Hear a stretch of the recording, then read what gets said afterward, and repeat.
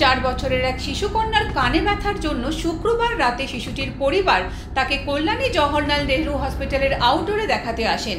সেখানে এক junior doctor কানে ঠান্ডা জল না দিয়ে ফুটন্ত গরম জল দিয়ে তার কান পরিষ্কার করেন বলে অভিযোগ। তারপরই সেই শিশু কন্যাটি অসুস্থ হয়ে পড়ে। এই ঘটনার পরই সেই জুনিয়র ডাক্তার পালিয়ে যায় বলে আরও অভিযোগ করে শিশুটির পরিবার। আহত শিশুটির বাড়ি উত্তর 24 পরগনার কাঁচরাপাড়া এলাকায়। এই ঘটনাটির বিষয়ে হাসপাতাল কর্তৃপক্ষের কাছে একটি লিখিত অভিযোগ জমা দেন আহত ওই শিশু কন্যার আত্মীয়রা। ওই হসপিটালের প্রিন্সিপাল অভিজিৎ মুখার্জির কাছে অভিযোগটি আসলে তিনি জানান, এই ধরনের ঘটনাটি আর পুনরায় যেন না ঘটে তার জন্য তিনি উপযুক্ত ব্যবস্থা নেবেন।